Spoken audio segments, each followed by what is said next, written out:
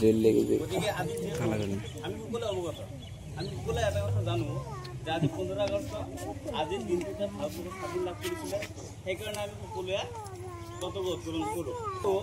এই ভাৰতবৰ্ষখন যেতিয়া স্বাধীন হৈছিলে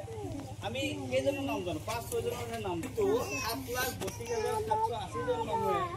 এক তথ্য অনুসৰি জন্ম কৰা হৈছে যে 7,32,780 জন মানুহে এই ভাৰতবৰ্ষখন স্বাধীন কৰিবৰ কাৰণে শ্বহীদ হৈছিল বুজি পালা গতিকে কিমান মানুহ শ্বহীদ হৈছিল হয় না আজি তোমালোকে যদি দেখা পোৱা তোমালোকে যদি কেতিয়াবা যোৱা ইণ্ডিয়া গেটত যদি যোৱা এই ইণ্ডিয়া গেটত লিখা আছে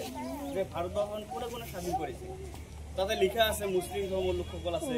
তাতে লিখা আছে ইছান আছে প্ৰত্যেক জাতিৰ প্ৰত্যেক ধৰ্মৰ মানুহে এই ভাৰতবৰ্ষখন স্বাধীন কৰিছে আমিতো আজি এই ভাৰতবৰ্ষখন ৰেডিমেড হিচাপত পাইছোঁ এই ৰেডিমেড হিচাপত পোৱাৰ পিছতো আমাৰ ভেজাল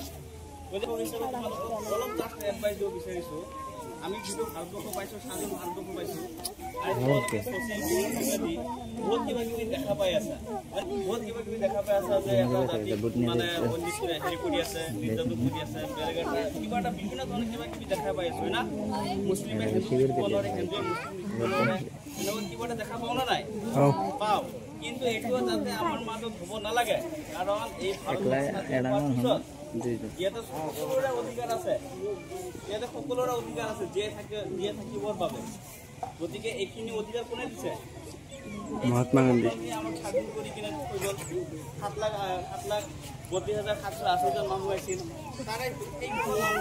ভাৰতবৰ্ষখন স্বাধীন কৰি তুলিছে আমি ইয়াতে কিবা ৰক্ত দিছোঁ নেকি দিয়া নাই আমাৰ অধিকাৰ নাই সেইকাৰণে যে তুমি ইয়াতে কাম কৰিব নোৱাৰিবা তাতে কাম কৰিব পাৰিবা এইবিলাক তোমাৰ অধিকাৰ নাই বেছি একো নকৰোঁ আমাৰ মাজত কোনো ধৰণৰ ভেদাভেদ থাকিব নালাগে বুজি পালা আমাৰ শিক্ষা তোমালোকে যেতিয়া ডাঙৰ হ'বা মেট্ৰিক পাছ তোমালোকে এটা কথা জ্ঞান ৰাখিবা যে আমাৰ মাজত যদি কোনো ধৰণৰ